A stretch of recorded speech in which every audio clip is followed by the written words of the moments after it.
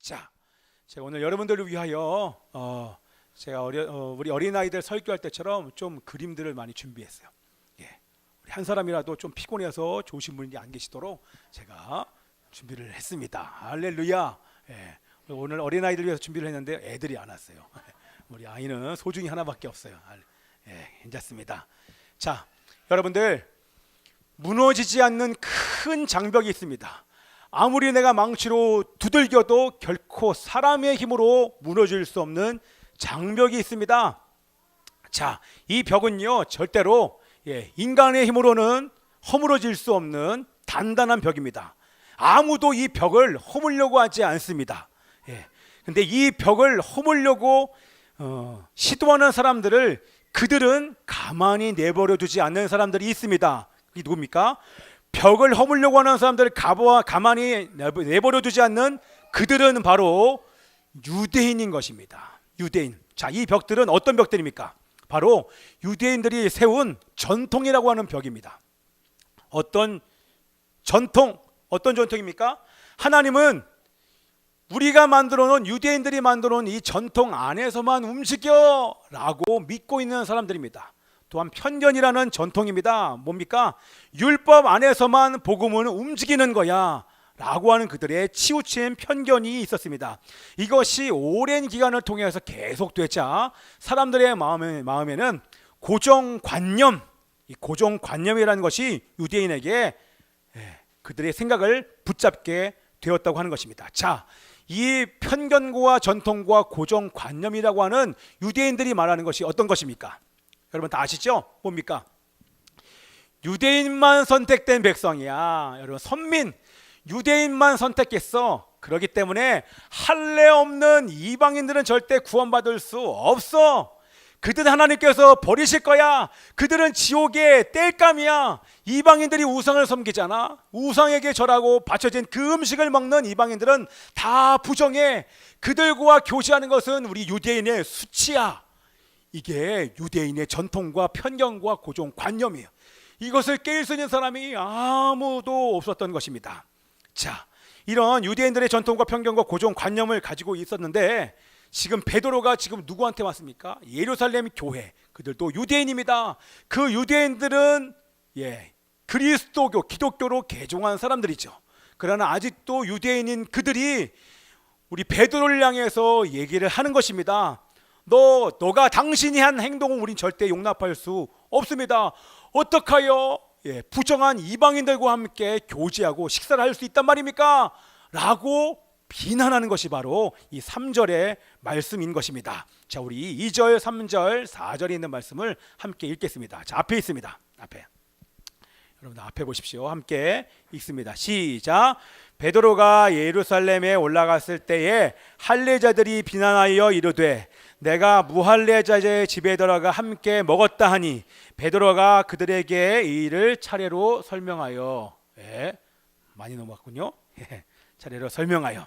자, 여기 맨 마지막에 뭐라고 나옵니까? 베드로가 그들에게 이 일을 차례로 설명하여. 자, 여러분, 유대인 그리스도인들이 이 베드로를 향하여 여러분 비난합니다. 이게 사실은 옳은 게 아니죠. 여러분, 베드로가 이 예루살렘 교회 대표 아닙니까? 어떻게 보면 담임 목사라고 할 수 있는 사람 아닙니까? 갔다가 하나님의 놀라운 성령의 역사를 경험하고 돌아왔는데 같은 그리스도인들이 지금 베드로를 향하여서 지금 뭐라고 하는 것입니다. 비난하는 거예요. 여러분, 얼마나 베드로의 마음이 힘들었겠습니까? 그죠? 여러분, 옛날 같으면 베드로가 그냥 넘어가지 않았을 것입니다. 왜요? 한성질 했거든요. 성격이 워낙 급합니다. 누군가 나를 찌르면 이에는 이였어요. 아니, 이에는 이가 아니죠. 이에는 아마 주먹이었을 거예요. 그 정도로 급했던 이 베드로가 여러분 달라졌습니다. 여러분, 베드로의 마음이 왜 힘들었겠습니까? 알지요. 베드로도 레위기 율법에 부정한 것을 먹으면 안 된다라고 하는 것들을 알기 때문에 여러분, 이방인과 만나지 말아야 될 것을 우리 베드로는 너무나 잘 알고 있었습니다. 그러나 어쩔 수 없었지 않습니까? 성령께서 가라 하셨기 때문에 베드로는 순종했던 것입니다. 그리고 담대히 복음을 증거해서 하나님의 놀라운 역사가 나타났던 것을 우리 1절에 나왔던 것처럼 이 그리스도, 유대인 그리스도, 예루살렘 교회에 있는 사람들이 다 들었어요. 들었는데 지금 비난하는 것입니다. 어찌하여 우리 전통을 깨느냐? 어찌하여 우리들에 있는 이 좋은 전통을 당신이, 랍비의 전통을 당신이 깹니까? 라고 지금 이 베드로를 향해서 원망과 비난하는 것입니다. 베드로가 여러분 서운하고 기분 나쁘고 화까지 났을 것입니다. 그런데 베드로가 이 마지막에 보니까 4절에 그들을 향해서 내가 감정을 섞어서 화낸 것이 아니라 설명하더니, 차례로 이거는요 베드로 아니에요. 베드로 이런 사람 절대 아닙니다. 여러분 뭡니까? 여기 안에서 저는요 너무너무 큰 은혜가 된 거예요. 베드로 여러분 바뀌었습니다. 베드로의 성품이 바뀌었습니다. 성령 받기 이전에는 절대 그러지 않았던 사람이 성령 받고 나니까 그의 성품이 완전하게 바뀐 것입니다. 화내고 싶었지만, 기분과 감정을 표현하고 싶었지만 그러지 아니하고 인내하면서 설명하기 시작하는 것입니다. 예, 할렐루야. 뭡니까? 바로 성령께서 바꾸신 것입니다. 그리고 베드로 안에서 여러분 믿음이 올라옵니다. 어떤 믿음이요? 성령 하나님께서 나를 변화시키고 이해시켰던 것처럼 저들에게 내가 설명할 때에 성령께서 그들의 마음을 이해시키고 그들의 마음을 바꿔주실 거야 라고 믿고 이 베드로가 설명하기 시작합니다. 여러분 베드로는요 성령을 의지하며 행동하는 그런 사람으로 바뀐 것입니다. 할렐루야. 아멘. 너무 좋습니다 오늘. 할렐루야. 좋다. 야 보세요, 우리 이렇게 성령 충만하니까 우리 소중이도 가만히 앉아서 제 설교 듣습니다. 제가 깜짝 놀랐어요. 이런 적이 처음이에요. 저를 쳐다봐요. 여러분 기적입니다. 할렐루야. 할렐루야. 아멘입니다. 예, 제가요 여러분들 잘 보세요. 이 정도 가면 와 금방 끝날 것 같아요. 여러분 제가 이걸 여기에 작성하고 있는데 전화가 왔어요. 어떤 분이 전화가 와서 목사님 제가 내일 못 갈 것 같아요. 제가 옛날 같으면 무슨 말입니까? 안 됩니다. 어떻게 주일을 빠집니까? 당연히 오십시오. 예? 이렇게 얘기해. 이렇게 마음이 올라가다가 지금 제가 이 베드로를 받지 않습니까? 그럴 수 없지. 내 영어 이름이 잉글리시 네임이요 피터입니다. 베드로거든요. 할렐루야. 피터 1, 피터 2, 피터 3, 피터 4. 예. 제 베드로인데 그러지 않지. 내 안에 성령님 있지. 나 새 사람이지. 그럴 수 있지. 그래서 제가 그런 게 막 지나가나요. 그래서 제가 그분한테 알겠습니다. 다음 주에 뵙겠습니다. 잘 갔다 오십시오. 그리고 내일 주일 그 근처 예배 잘 드리십시오. 라고 제가 얘기했습니다. 할렐루야. 잘했죠? 제가 말한다고 얼마나 마음이 어렵겠습니까? 제가 하면 마음만 상해요. 그러나 제가 그 순간 하나님께 맡겼어요. 하나님 들으셨죠? 아시죠? 이분이 결국에는 나중에 믿음을 선택하는 그날이 오게 될 줄 믿습니다. 하나님께서 하십시오 라고 제가 올려드리고 그 다음에 이제 말씀을 준비한 거 아닙니까? 그랬더니 마음이 괜찮더라고요. 오늘도 괜찮아요. 할렐루야. 야 할렐루야. 자, 이번 주 제가 월요일 날 우리 횃불의 모임에 어떤 분이 인천에서 두 번째로 세워진 교회라고 해서 인천 제2교회라고 하는 그 교회 담임 목사님이 오셔서 뭔가 이 강의를 해주시는데 얼마나 많이 와닿는지 모릅니다. 그 담임 목사님은요 그 교회에서 태어난 사람이에요. 그리고 27살까지 그 교회를 다녔어요. 청년으로. 그러다가 부목사로 다른 교회에서 몇 년간 사역하다가 담임 목사님이 우리 교회에 오십시오. 네 라고 본 교회 부목사로 다시 돌아오는데 친구들에게 물어봤어요. 야, 내가 본 교회로 가도 될까? 그랬더니 다들 하는 얘기가 선지자가 고향에서는 환영받는 법이 없어. 너 가지마. 가지마. 가봐야 큰일 나. 다들 말린다는 그 사람들의 말이 성령의 음성으로 들리더래요. 근데 성령께서 강권하셔서 이분이 본교회로 갔어요. 가서 거기에 3대 담임 목사님이 되신 거예요. 그 교회는 전통이 정말 오래돼 거의 100년이 됐는데 목사님이 3번밖에 안 바뀌었어요. 그러니까 정년 퇴임하시거나 돌아가시면 이 담임 목사님 바뀌었으니까 얼마나 교회가 좋은지 모릅니다. 근데 거기에 전통적인 교회의 담임 목사가 된 거예요. 담임 목사님이 되셔서 얼마 되지 않아 어떤 권사님이 지나가시면서 이렇게 얘기하시더래요. 목사님, 제가 목사님 전매겠습니다. 그리고 이러고 의미심장한 얼굴이 딱 지나가시더래요. 또 어떤 권사님이 쭉 지나가시더니만 목사님, 제가 목사님 전매겠습니다. 어느 정도는 아시겠죠? 목사님에 대해서 다 알아요. 목사님의 장점이 뭔지, 목사님의 단점이 뭔지. 젊었을 때 그냥 교회 주일만 와서 그냥 형식적으로 예배드렸던 그 젊은 시절을 속속들이 다 아는 분이 담임 목사님이 된 거예요. 앞에서 설교하면 여러분들 교회에서 은혜가 되겠습니까? 에휴. 너무너무 힘들었대요. 너무너무 힘드신 이분이 어느 한날 일생일대의 목회에 전환점이 되는 순간이 있었다고 합니다. 그 얘기는 뭐냐면 어떤 한 기도가 묵상이 되었는데 그 기도는 뭐냐면 한 호흡 묵상 기도를 하기 시작했다는 거예요. 한 호흡 묵상 기도란 호흡을 여러분 하실 때 요 한 호흡하는 기간 동안에 성령께 질문하는, 속으로 질문하는 기도를 했다는 것입니다. 이렇게 하시는 분들이 여러분 많이 있었을 거예요. 어떤 기도를 했냐면 성령님, 제가 이거를 할까요 말까요? 지금 내가 하는 것이 우리 교회 유익이 될까요 말까요? 안 될까요? 그것을 속으로 했다는 것입니다. 그래서 이렇게 이런 무슨 회의를 할 때, 재직 회의를 할 때 어떤 분이 딱 얘기를 하는데 그분이 얘기하시는 것을 내가 조목조목 논리정연하게 하고 싶은 말이에요. 여기 딱 있는데 제가 속으로 성령님 할까요 말까요? 이것이 교회 유익이 될까 말까요? 쭉 하고 나니까 성령님이 하지 말라는 마음을 주시더랍니다. 그래서 하지 않았대요. 하면은 속도 시원하고 내가 얼마나든지 저분에게 논리정연하게 반박할 수 있는데, 보란듯이 저분을 딱 누를 수 있는데, 여기까지 올라온 것을 한 호흡 기도, 묵상 기도를 하면서 하지 말라는 감동과 함께 하지 않았대요. 너무너무 힘들었는데 하지 않았대요. 그리고 나서 놀라운 일이 자기가 한 것보다 더 아름답게 일이 마무리가 되더랍니다. 그걸 지켜보면서 너무너무 기뻤다고 얘기를 하는데, 사실 그런 기도 우리도 하지 않습니까? 여러분 이번 주에 여러분 한번 해보십시오. 한 호흡 묵상 기도, 호흡하는 그 한 번의 기간 동안에 성령님 할까요 말까요? 해라 그러면 무조건 하십시오. 하지 말라 그러면 목에 칼이 들어와도 여러분 하지 말아 보십시오. 이게 내가 말하는 것이 저 사람에게 유익이 되겠습니까? 근데 아니야, 안 돼, 하지 마 그러면 어떤 순간에서 여러분 순종해 보십시오. 그러면 하나님의 놀라운 일이 시작될 것입니다. 이렇게 하다 보니까 그 교회에서 너무너무 사역이 어려웠는데 그 순간부터 마음도 평안해지고 하나님께서 교회를 다스리기 시작하면서 교회가 화목한, 평안이 넘치는 교회가 됐더랍니다. 할렐루야. 한 호흡 묵상 기도 하신 여러분 되시기를 축복합니다. 여러분 베드로가 달라진 것이 이겁니다. 옛날 같으면 한번 말해버리면 속이라도 시원하잖아요. 근데 안 해요. 왜요? 이미 성령으로 변화된 우리 베드로가 이런 기도를 안 했겠습니까? 성령께서 살려고 하는데 베드로 그냥 내버려뒀겠습니까? 성령 충만한 베드로 아닙니다. 안 합니다. 말과 행동에 성령의 다스림이 있었던 것입니다. 할렐루야. 자기 기분과 감정대로 말하는 것이 아니라 성령의 다스림을 받았을 때에 평안이 넘쳤던 것인 줄 믿습니다. 아멘.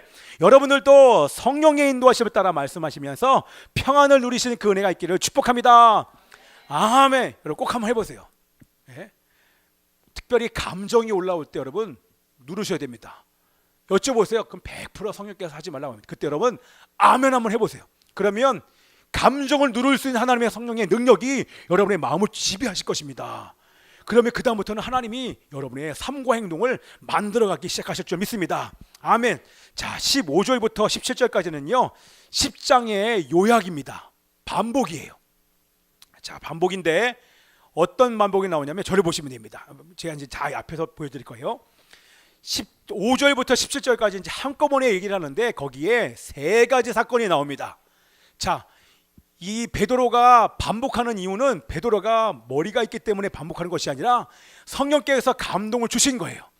세 가지 사건을 반복한다는 얘기는 고넬료 회심 사건과 성령 강림 사건이 너무나도 중요하다는 것을 강조하기 위해서 우리 하나님께서 성령께서 반복하도록 시키신 것입니다. 세 가지가 뭡니까?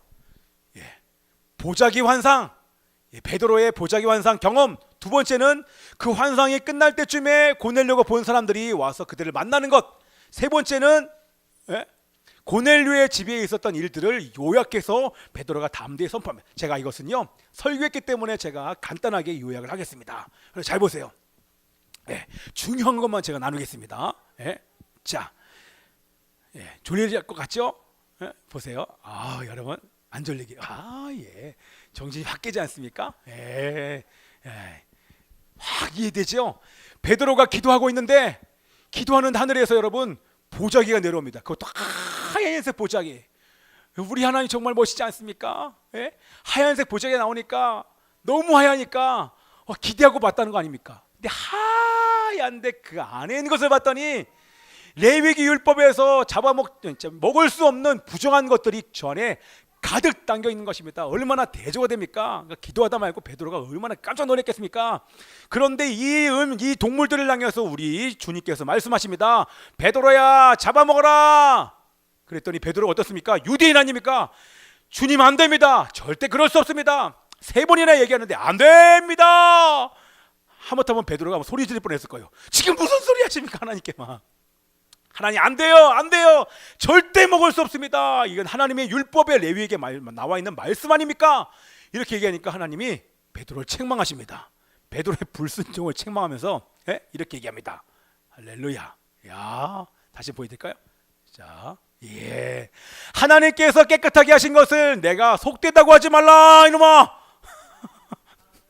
이렇게 딱 책망하신 거예요. 여러분 그러면 이게 무슨 뜻입니까?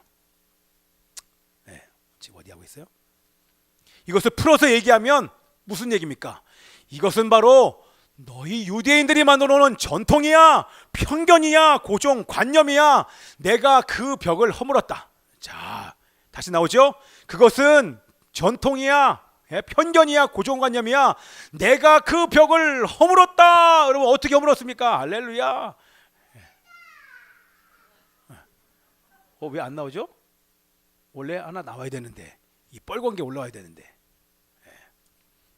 빨간 거 하나 올라와야 됩니다. 내가 이거 만드느라고 시간 걸렸어요, 여러분들. 이거 준비하랴, 그림 준비하랴. 없습니까? 됐습니다. 할렐루야. 놔두세요. 원래 원위치 해주세요. 자, 됐습니다. 어쨌든 그게 이거예요. 내가 이 십자가로 이 모든 벽들을 다 허물었다. 유대인만 정결하고 이방인은 부정하다. 그것은 틀린 생각이야. 너희들의 편견이야, 고정관념이야. 사람으로는 할 수 없지만 나는 무슨 얘기냐면 유대인이든 이방인이든 나 하나님은 그들을 깨끗하게 할 수 있다. 하나님이 속되다는 것을 네가 왜 부정하다 얘기하느냐? 나는 이방인이든 유대인이든 다 깨끗하게 할 수 있는 하나님이다. 사람은 못하지만 나는 할 수 있다. 그 얘기를 하나님께서 하시는 것입니다. 그러면서 이 십자가의 얘기를 간단하게 하면 예수 그리스도께서 십자가의 죽으심으로 말미암아 이방인과 유대인 가운데 있었던 큰 장벽, 결코 허물 수 없었던 이 장벽이 깨진 줄 믿습니다. 아멘. 그 얘기는 누구든지 예수님을 믿으면 다 용서받고 정결해지고 구원받을 수 있다는 것입니다. 아멘이죠. 유대인만 구원받는 것이 아니다. 예수 믿으면 누구든지 구원받는다. 이것이 이 본문의 말씀인 것입니다. 아멘입니다. 그 순간 이 유대인 그리스도인들이요 와장창 그들의 편견과 이 전통과 고정관념이 와장창 깨지기 시작합니다. 그렇구나. 유대인만 구원받는 게 아니구나. 할례받은 유대인만 구원받는 것이 아니라 예수 믿으면 다 구원받는구나. 그 순간 이 베드로의 믿음처럼, 할렐루야, 너무 빠른가요? 베드로의 믿음처럼 성령께서 이 말씀을 듣는 유대인들의 마음, 유대인 그리스도인들의 마음을 만지기 시작합니다. 자, 그리고 나서 우리 두 번째 11절부터 14절은 보자기 환상을 보고 난 이후에 바로 고넬료가 본 사람들을 만나게 됩니다. 그렇죠? 이제 말씀만 보겠습니다. 우리 14절 말씀 읽습니다. 시작. 그가 너와 내 온 집이 구원받을 말씀을 내게 이르리라 함을 보았다 하거늘. 여러분 얼마나 중요한지 모릅니다. 지금 뭡니까? 환상이 끝나자 고넬료가 보내온 세 사람을 만납니다. 근데 그들의 입에서 놀라운 얘기를 듣습니다. 무슨 얘기입니까? 너와 내 온 집이 구원받을 말씀. 그 말씀을 듣고 싶으니까 베드로요, 우리 여기에 고넬료 집에 오십시오. 그 얘기를 지금 하고 있는 것입니다. 자, 이게 뭡니까? 왜 이방인들을 만나야 되는지 여러분 이해되시죠? 베드로가 부정한 이방인들을 왜 만나야 되는지를 그들이 얘기를 한 것입니다. 이방인들을 만나야 될 목적을 얘기한 것입니다. 그 목적이 뭡니까? 온 집이 구원받을 말씀 뭡니까? 한마디로 얘기하면 복음을 전하게 하는 것이, 이방인에게 복음을 전하게 하는 것이 바로 베드로를 보내는 목적인 것입니다. 그렇죠? 이거 한번 읽으십시오. 시작.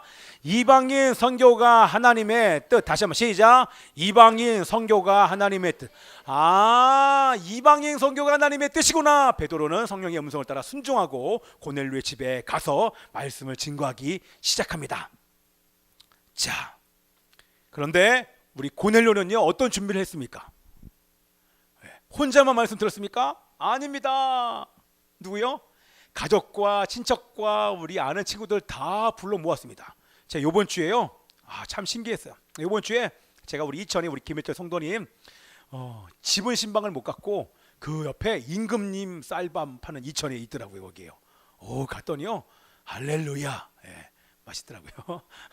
거기에 앉았는데 혼자 나오신 게 아니라 어떤 한 권사님, 여자 권사님이랑 같이 오신 거예요.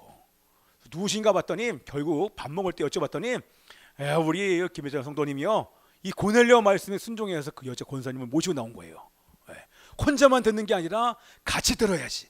하나님의 역사를 기대하면서 딱 오셨는데 밥을 먹다가 뭔가를 나눴는데요, 이 여자분이요, 이 여자 권사님이요, 마음 안에 좀 힘들었던 것이 있었어요. 그것이 정말 대화를 하는데 얼마나 하나님의 은혜가 많았는지 모릅니다. 그리고 이분이 기도하는 기도의 방향도 잡히고 돌아가시면서 그때 제가 깨달았어요. 저만 깨달은 게 아니라 같이 밥을 먹는 우리 사모님과 우리 네 분이서 다 깨닫게 된 게 뭐냐면, 우리 김혜자 성도님을 만나러 온 게 아니구나, 이분 만나러 왔구나. 그것을 거기서 다 경험을 하게 됐습니다. 아멘입니다. 고넬료도 마찬가지로 모든 사람 앞에 이 복음을 듣게 할 믿음을 가지고 이 사람들을 불러 모았는데, 그 모인 사람들 향해 드디어 복음을 우리 베드로가 증거하기 시작합니다.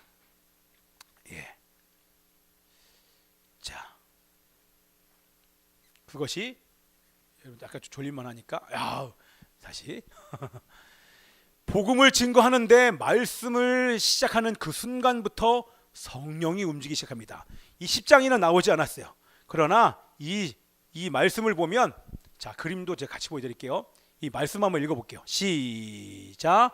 내가 말을 시작할 때 성령이 그들에게 임하시기를 처음 우리에게 하신 것과 같이 하는지라. 여러분 뭡니까? 복음을 증거하는 그 순간부터 성령이 움직이기 시작한 것입니다. 제가 이번 주에 이걸 얼마나 많이 경험한지 모릅니다. 뭔가 나누기 시작하는데 하나님의 성령이 이미 마음을 만지고 계신 거예요. 여러분, 이미 나를 먼저 만지셨어요. 제가 뭔가를 말하는데 이미 하나님의 성령에 내가 충만해져 있습니다. 그리고 저 사람의 마음을 막 만지기 시작하면서 뭔가 내가 하는 말이 그 사람 안에 문제와 만나게 되고, 문제가 풀어지고 영적으로 풀어지고 회복되는 것을 제가 이렇게 보는 거예요. 말하면서 제가 느끼는 거예요. 지금 베드로의 마음이 충분히 느껴지는 것입니다. 말을 하는데 마가의 다락방 가운데 임하였던 하나님의 성령이 임하는 것처럼 그 이방인들 모인 모든 사람에게 하나님의 성령이 강림하는 것입니다. 여러분, 유대인들을 위한 성령 강림 사건이 오순절 다락방이라고 하면, 이방인을 위한 오순절 다락방이 바로 이 고넬료 집안 가정에 임한 성령 사건, 너무너무 중요합니다. 이방인의 문을 연 사건이기 때문에 그런 것입니다. 자, 그런데 이 말씀을 하나님의 성령이 임하는 건, 절 보셔야 됩니다. 하나님의 성령이 이방인들에게 임하는 걸 보자 이 베드로가 뭔가 하나가 깨달아집니다. 뭐가 깨달았을까요?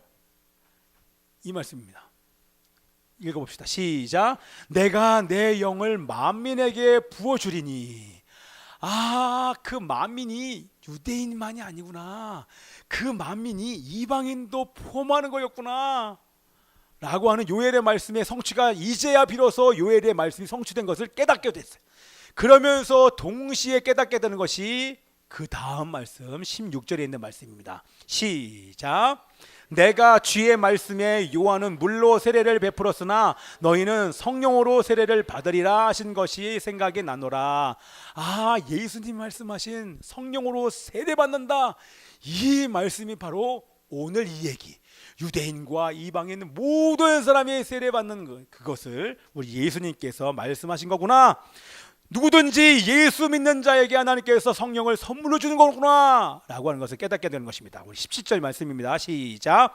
그런즉 하나님이 우리가 주 예수 그리스도를 믿을 때에 주신 것과 같은 선물을 그들에게도 주셨으니 내가 누구이기에 하나님을 능히 막겠느냐. 아멘. 할렐루야. 여러분, 다 끝났습니다. 무슨 얘기입니까? 예수 믿으면 구원받는 것입니다. 이게 오늘 이 고넬료 회심 사건을 통해서 하나님께서 선포하기를 원하시는 것입니다. 믿는 자들은 다 성령을 선물로 받으리니, 빨간 것이 믿는 자들은 다 성령을 선물로 받으리니. 아멘. 자, 예수 그리스도를 구주와 주님으로 영접한 여러분 모든 사람들은 이미 성령을 선물로 받은 사람인 줄 믿습니다. 아멘. 다시 한번, 여러분은 성령을 선물로 받은 하나님의 자녀인 줄 믿습니다. 아멘. 옆에 사람 얘기하십시오. 성령을 선물로 받으셨습니다. 아멘입니다. 제가 이번 주에 이게 얼마나 기쁘던지요. 나 하나님의 자녀구나. 나 성령 선물로 받았구나. 세상에서 최고의 선물로 받은 가장 행복한 여러분과 저희인 줄 믿습니다. 자, 우리 18절 말씀 다 같이 한번 읽겠습니다. 시작. 그들이 이 말을 듣고 잠잠하여 하나님께 영광을 돌려 이르되 그러면 하나님께서 이방인에게도 생명 얻는 회개를 주셨도다 아니라. 아멘. 이 말을 들은 유대인 그리스도인들이요, 여러분 잠잠합니다. 여기 나왔죠. 왜 잠잠합니까? 그것은 인정하는 것입니다. 할렐루야. 뭘 인정하는 것입니까? 성령께서 역사하셔서 그들이 하나님께서 이 모든 것을 하셨구나, 하나님이 하신 일이구나 라고 하는 것을 인정하는 것입니다. 그들 안에 있었던 모든 전통과 편견, 고정관념이 완전히 산산조각 났고 이제 하나님이 행하신 일들을 인정했다고 하는 것입니다. 그래서 그들이 하나님께 영광을 돌리면서 했던 말이 뭡니까? 다 같이 하나님께서, 시작. 하나님께서 이방인에게도 생명 얻는 회개를 주셨도다 아니라. 이게 뭡니까? 여러분, 생명 얻는 회개는요 사람의 힘으로 절대 불가능합니다. 예수 믿지 않는 사람은 여러분 불가능합니다. 맞죠? 성령 받은 자만 생명 얻는 회개를 할 수 있습니다. 아멘. 여러분, 회개는요 여러분이 성령 받은 증거인 것입니다. 아멘. 예, 할렐루야. 자, 그러면 여러분 이제 보십시오. 우리 반주해 주십시오. 반주도 해주시고 석주기도 봐주시고. 여러분, 베드로에게 여러분 성령을 부어주신 이유가 뭡니까? 베드로에게 먼저 성령을 부어주시는 이유가 뭡니까? 복음을 증거해라. 복음을 증거하는 증인이 되라. 그것 때문에 성령을 베드로에게 먼저 부어주신 것입니다. 이방인 고넬료 가정을 만나게 한 것도 왜 만났습니까? 이방인 고넬료를 만난 목적도 전도 때문에 만난 것입니다. 아멘입니다. 고넬료를 만나서 복음을 전할 때 성령께서 역사하기 시작합니다. 왜요? 성령은 진리의 영이기 때문에 그렇습니다. 그럼 복음을 증거할 때 성령께서 움직여요. 할렐루야입니다. 아멘. 복음을 다 선포하자 하나님의 성령이 복음을 믿는 모든 사람에게 임하신 것입니다. 아멘. 자, 이제 우리 반주하라는 이유가 이번 주에 제가 얼마나 감격이었는지 모릅니다. 사실은 몸은요, 제가 타자를 치는데 이 왼쪽 네 번째 손가락과 이 다섯 번째 손가락이요 잘 안 눌러져요. 그리고 급기야 그저께부터는 머리 뒤가 욱신거려요. 야, 이거 뭐야?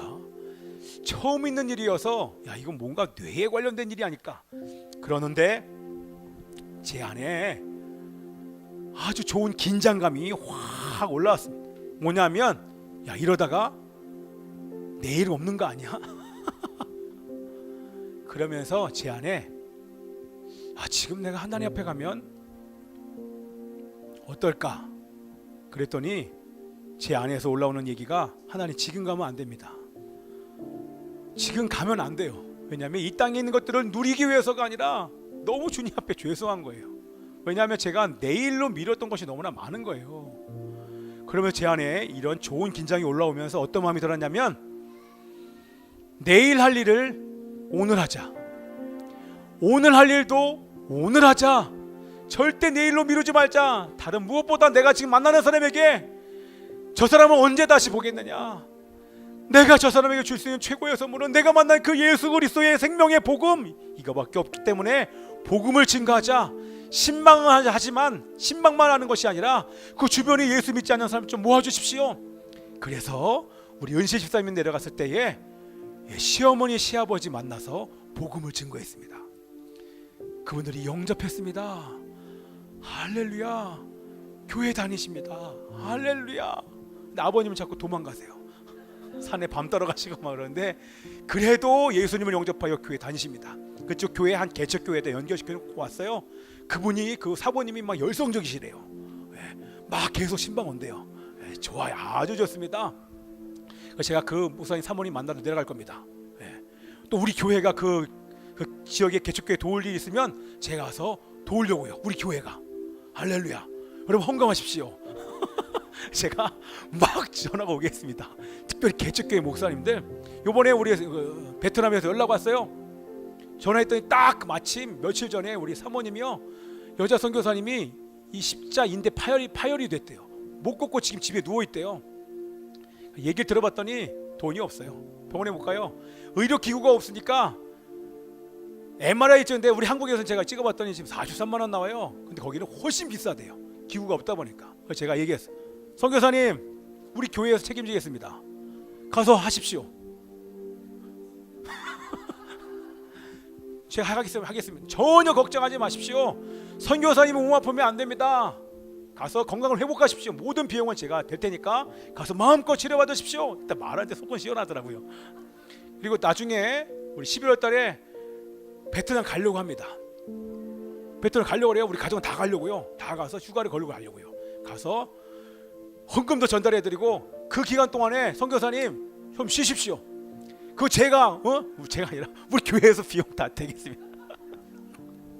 제가 이렇게 지르고 나서 할렐루야. 여러분 헌금하십시오. 근데 너무 하나님 기뻐하신다는 마음이 드는 거예요. 여러분, 조그마한 돈이 없어서 병원도 못 가고 이 고통이 사라지기를 여러분, 그 사람들은, 선교사님들은 그렇게 버텨요. 여러분 말이 됩니까? 적어도 몸은 안 아파야 될 거 아닙니까? 그래서 그 선교사님이 본인이 집안에 청소하고 빨래하고 다 하니까 자기도 몸살이 좀 낫다는 거예요. 그런데 그냥 어떻게 제가 전화 끊습니까? 마음껏 하십시오. 정말 주님이 기뻐하시더라고요. 그리고 나서 우리 김혁 권사님 댁에 가서 우리 문인슬 집사님을 만나고, 문인슬 집사님이요, 여러분 성경을 필사했습니다. 갔더니 4권에다가 성경을 다 적으셨어요. 얼마 전에 오랜 기간을 걸쳐서 그것을 축하해주고 기뻐해주고 격려해주고, 그리고 그때 적었을 때 그 감격과 감동을 좀 나눠주십시오 그러면서 얼마나 축하하는 예배, 정말 기쁨의 예배를 드리고 나서 여기 돌아왔습니다. 돌아오고 나서 제가 이런 복장으로 신발을 갔다 왔으니까 복장을 입은 김에 내일로 미뤘던 그 일, 이 달달커피의 사장님들, 결혼한 지 얼마 안 되시는 그분들 향해서 찾아갔어요. 복음 큐브 들고 노트와 펜을 하나 들고 복음을 또 전했어요.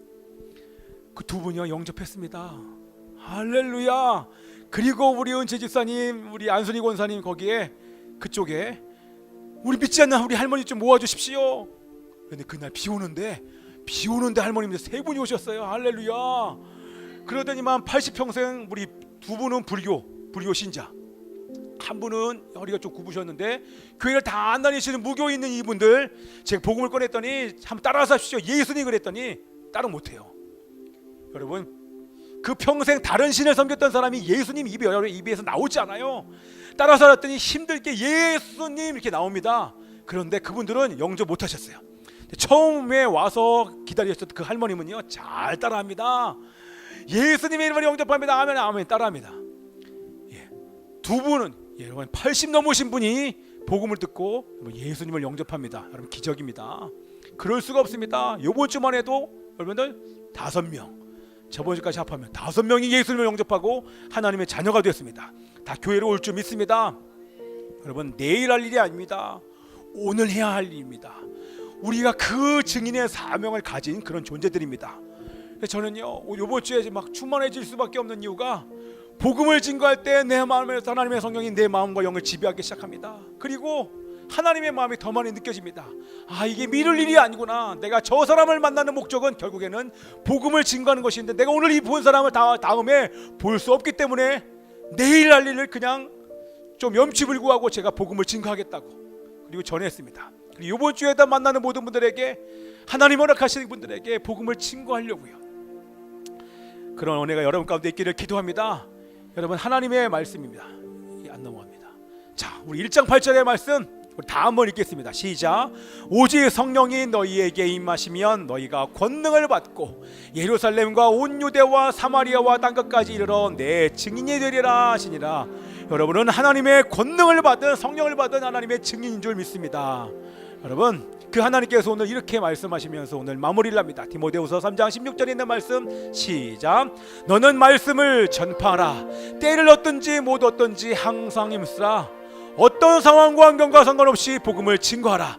그럴 때 내가 역사할 것이요 내가 추수할 영혼들을 추수하겠다. 우리 주님이 그렇게 말씀하십니다. 이번 한 주간 동안 어떤 사람을 만나도 어떤 환경 속에 있을지라도 하나님의 복음을 담대히 증거하는 여러분 되시기를 축복합니다. 기도하시겠습니다. 살아계신 아버지 하나님이시여, 우리가 바로 하나님의 권능을 받은 땅끝까지 이르러 예수님의 복음을 증거할 증인들임을 믿습니다. 하나님이여 용기를 주십시오. 내일로 미루지 않게 하여 주시옵소서.